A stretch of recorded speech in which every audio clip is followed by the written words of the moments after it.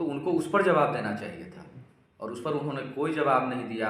उनके परिवार वाले, उनके बच्चे सब रोड पर आ गए। सीएम बनने लायक इस पे आपकी देखिए, सरकार बनाने के लिए संख्या की ज़रूरत होती है। जो भी नीतीश के करीबी थे, नीतीश जी ने उनको धोखा दिया है, उनके राजनीतिक जो है कि बैकग्राउंड पूरा समाप्त ही कर दिया है। तो आपको क्या लगता है तेजस्वी यादव के साथ ही कैसा कहीं ऐसा तो नहीं होगा? अब नमस्कार, भारत लाइव देख रहे हैं आप। मैं आपके साथ हूँ प्रवीण कुमार। अभी मेरे साथ मौजूद है बथनाहा विधानसभा के भाजपा विधायक अनिल राम जी। सर, आपका मेरे चैनल भारत लाइव में स्वागत है। अभिनंदन। बहुत बहुत धन्यवाद। सर, अभी नीतीश कुमार जी का समाधान यात्रा चल रहा है, इस पर आपकी क्या राय है? क्या इससे जो है कि आम जन को फायदा मिलेगा? देखिए, बिहार की क्या स्थिति है अभी मौजूदा सरकार में, ये जग जाहिर है। जब से आरजेडी के साथ माननीय मुख्यमंत्री जी ने सरकार बनाने का काम किया, उसके बाद से कितने दलितों पर अत्याचार हुए, शराब माफियाओं का मनोबल कितना बढ़ गया कि आप देख लीजिए, एक भी शराब माफिया नहीं पकड़ा रहा है और प्रशासन पूरी तरह से जो है त्रस्त है। अभी छपरा में जहरीली शराब पीने से जो लोग मौत के मुंह में समा गए, उसमें ज़्यादातर लोग जो है दलित और पिछड़ा समाज के लोग थे। उन लोगों को मुख्यमंत्री जी क्या जवाब देंगे? आखिर जहरीली शराब पीने से तो वो लोग मर गए, उनका परिवार अनाथ हो गया, तो उनको उस पर जवाब देना चाहिए था और उस पर उन्होंने कोई जवाब नहीं दिया। उनके परिवार वाले, उनके बच्चे सब रोड पर आ गए और आज उनकी स्थिति जो है बेहद दयनीय है। इस पर ध्यान देने की ज़रूरत है। प्रशासन में पूरी तरह से भ्रष्टाचार मौजूद है। आप सीओ के पास जाइएगा तो बिना पैसा लिए वो काम नहीं करता है। वीडियो जो है बिना पैसा लिए जो है वो आवास योजना का लाभ जो है गरीबों को नहीं देता है। हर जगह भ्रष्टाचार है पूरी तरीके से। थाना प्रभारी के पास जाइएगा तो हम आम जनता की बात कर रहे हैं, आम जनता का ये समस्या है। आम जनता हम लोग के बीच में आता है और थाना में जाएगा तो थाना से उसको जो है भगा दिया जाता है और इतना उन लोग का मनोबल हाई होता है और पैसे लेकर के वो लोग जो है कोई केस को लिपापोती करने का काम करता है या फिर जो निर्दोष है उसी को फंसा देता है। ये स्थिति है, तो उस पर सरकार को ध्यान देने की ज़रूरत है। शिक्षा व्यवस्था की क्या स्थिति है ये किसी से छुपा हुआ नहीं है और सरकार को शिक्षा पर ध्यान देना चाहिए। गरीब लोगों के बच्चे उस सरकारी स्कूल में पढ़ने को जाते हैं और उनकी स्थिति क्या है किसी से भी छुपा हुआ नहीं है। मुख्यमंत्री जी को वहाँ भी जाकर के देखना चाहिए कि वहाँ की स्थिति क्या है। सर, जेडीयू के जो नेता है उनका कहना है कि नीतीश कुमार जी जो समाधान यात्रा निकाले, ये जनता के हित के लिए ये जा करके ये देखते हैं कि कहाँ पर जो कि गड़बड़ियाँ उसको जो कि ठीक करते हैं। उनका एक पूर्व मंत्री का बयान आया है कि वो हाल ही में जो है कितने डॉक्टर को जो है कि बर्खास्त किए हैं। यह समाधान यात्रा का ही जो है कि फल है। देखिए, ये तो समाधान यात्रा में क्या समाधान हो रहा है वो हम सभी देख रहे हैं। वो उनकी पहुंच किन लोगों तक हो रही है, वो जिला तक जो है सीमित रह जा रहा है। वो ग्रामीण परिवेश में नहीं जा पा रहे हैं। किसी भी जो दलित समाज का जो मोहल्ला है उसमें वो नहीं जा पा रहे हैं। आखिर गरीबी वहाँ है, लाचारी वहाँ है, बेबसी वहाँ है। केंद्र सरकार की योजनाएं हो या राज्य सरकार की योजना हो, राज्य सरकार का बहुत बड़ा रोल होता है। राज्य सरकार को इम्प्लीमेंट करने का अधिकार होता है। भारत सरकार जो भी फंड देती है उसमें राज्य सरकार जो है का भी एक रोल होता है। माननीय प्रधानमंत्री मोदी जी और हमारे भाजपा और नीतीश कुमार मुख्यमंत्री जब थे हम लोग के साथ में, उस समय की जो विकास की रफ्तार थी उसको आप देखते। उद्योग का जो है एक समझिए जाल बिछना शुरू हो गया था माननीय शाहनवाज हुसैन जी के नेतृत्व में और कितनी सारी योजनाओं का क्रियान्वयन जो है हम लोग अच्छे तरीके से कर रहे थे। आज सारा चीज़ ठप पड़ा हुआ है। सर, अभी जाति जनगणना हो रही है बिहार में, इसके क्या लाभ है और क्या नुकसान है जनता के लिए? किस प्रकार से जो जनता इससे जो कि लाभ उठा सकती है? देखिए, जातीय जनगणना का हम लोग पहले भी सख्त खिलाफ थे ही।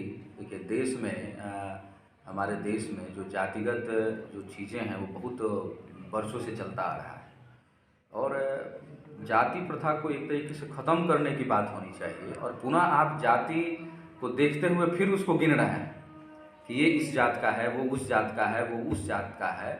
इससे जातीयता को और बढ़ावा मिलेगा और सरकार जब कोई योजना देती है, पहले भी देती आई है, अभी भी देती आ रही है।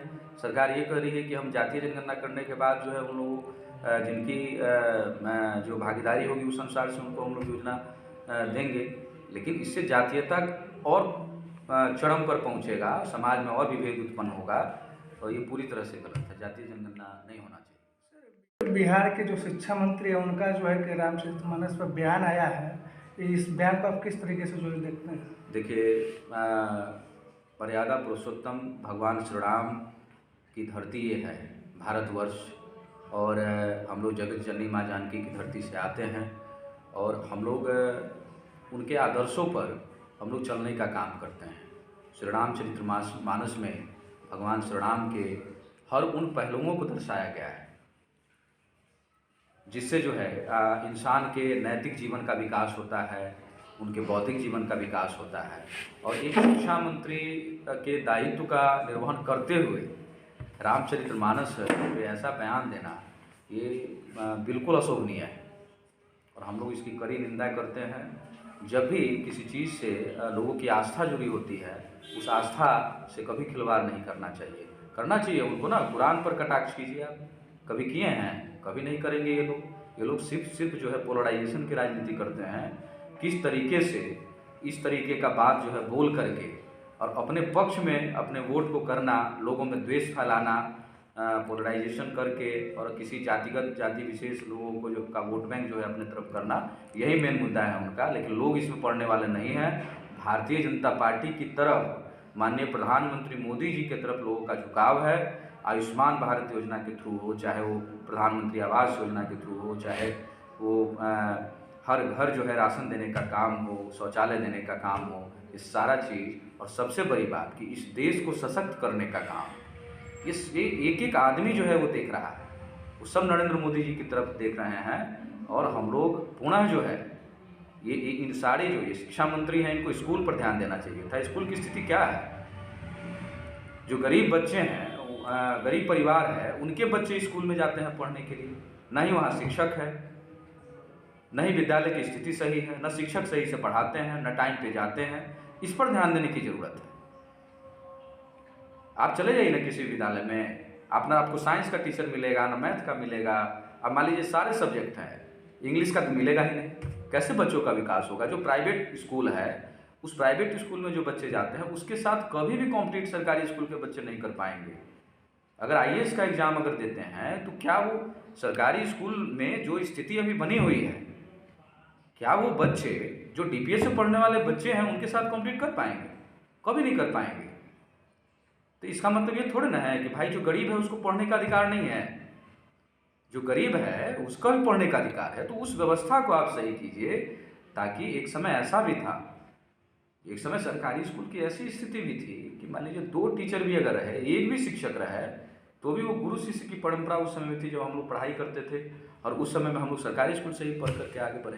लेकिन आज की स्थिति को देख लीजिए, एक भी विद्यालय की स्थिति सही नहीं है। उस पर काम करने की ज़रूरत है शिक्षा मंत्री को, और माननीय शिक्षा मंत्री को हम लोग ये कहेंगे कि आप उस पर ध्यान दें, अपने काम, विद्यालय की स्थिति को कितना बेहतर से बेहतर आप कर सके, क्योंकि गरीबों की संवेदनाएं उनसे जुड़ी होती है, उनके बच्चे उसमें जाते हैं, उनका भविष्य होता है, उनके भविष्य को उज्जवल करने का प्रयास करें। और ये अनर्गल बयान देने से कोई फर्क पड़ने वाला नहीं, उनका पोलराइजेशन की राजनीति काम आने वाला नहीं। सर, रामचरितमानस को नफरत का ग्रंथ कहा गया है, इस पर आपकी क्या राय है? आप इस पर जो क्या अपने हम तो आपको पहले ही कह दिए हैं कि मर्यादा पुरुषोत्तम भगवान श्री राम जो हमारे भारतवर्ष के आदर्श हैं और उनके अनुकरणों को हम लोग चलते हैं, उसी का बखान रामचरितमानस में किया गया है।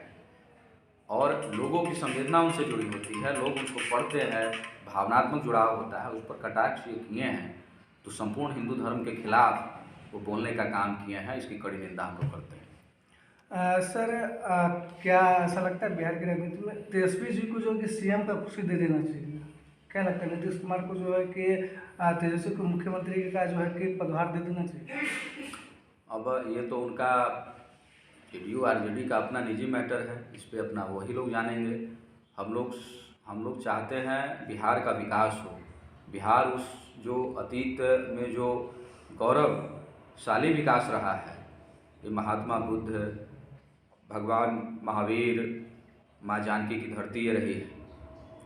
प्रथम लोकतंत्र की धरती बिहार को कहा गया है और वो गौरवशाली बिहार अब धूमिल हो रहा है। भ्रष्टाचार फैल रहा है, क्राइम बढ़ रहा है, शराब माफियाओं का पूरा खेल चल रहा है और गरीबों के साथ अत्याचार हो रहा है, दलितों के साथ अत्याचार हो रहा है। कोई भी समाज सुखी और संपन्न तरीके से अपना जीवन व्यतीत नहीं कर रहा है।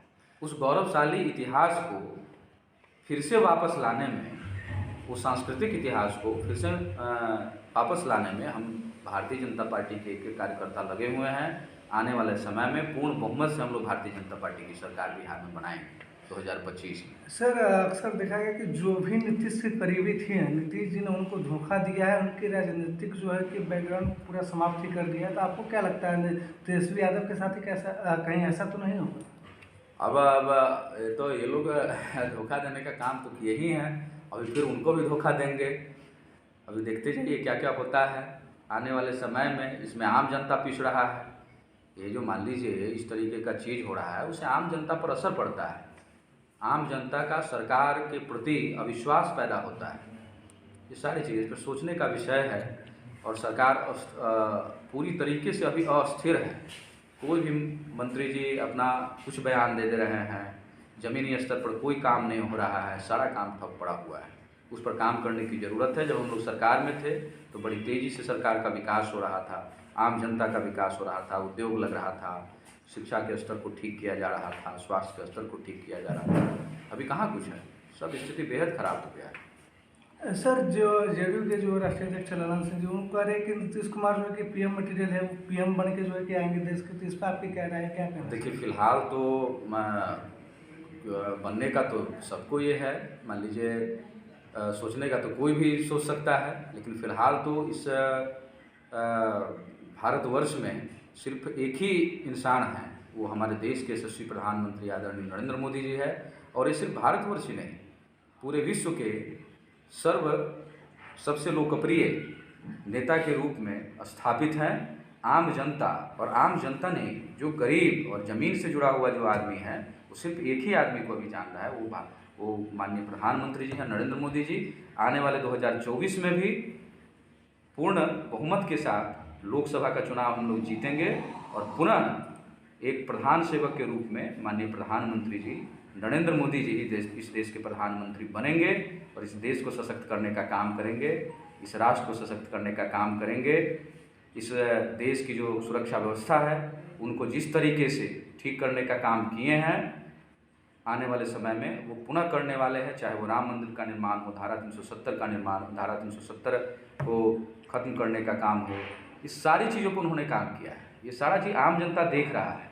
कोरोना काल में जिस तरीके की स्थिति थी देश में, उसे उबारने का काम हमारे देश के यशस्वी प्रधानमंत्री जी ने किया। ये आम जनता और गरीब जनता के हृदय में निवास करते हैं नरेंद्र मोदी जी, और उनके जुबान पर, उनके जहन में सिर्फ एक ही नाम है, वो है नरेंद्र मोदी जी। और इस देश के प्रधानमंत्री पुनः वही बनने जा रहा है, ये हम आपको कहना चाहते हैं। सर, जो जेडीयू के नेता कहते हैं कि नीतीश कुमार जी के अंदर पीएम का पूरा गुण है, वो पीएम बनने लायक है। इस पर आपकी? देखिए, सरकार बनाने के लिए संख्या की ज़रूरत होती है, समझ गए। जेडीयू एक क्षेत्रीय पार्टी है और भारतीय जनता पार्टी पूरे देश भर में आज विश्व की सबसे बड़ी पार्टी है। और भारतीय जनता पार्टी के एक एक कार्यकर्ता पूरे देश में काम करते हैं, संगठन काम करता है और संगठन के एक एक कार्यकर्ता पुनः देश के प्रधानमंत्री के रूप में नरेंद्र मोदी को देखना चाहते हैं। आम जनता, गरीब जनता, दलित, पिछड़ा सब लोग उनको पुनः 2024 में प्रधानमंत्री बनाएंगे। चलिए, इस परिचर्चा को यहीं समाप्त करते हुए खत्म करते हैं और इस आगे के अपडेट के लिए बने रहिए भारत लाइव के साथ। धन्यवाद, नमस्कार। अगर ये वीडियो पसंद आई और वह बिहार के राजनीति और बिहारियत से सरोकार रखेनी तो सब्सक्राइब बटन दबा के चैनल के सब्सक्राइब कर ली। ओजे एगो घंटी बा, ओकरा बटन दबा देला से कुल सटीक और मारक खबर रुआ मुफ्त में मिल जाई। अगर रुआ पत्रकारिता के हमनी के नया प्रयोग में सहयोग कर चाहतानी तो ज्वाइन बटन दबा दी। पेटीएम नंबर नोट कर ली 938681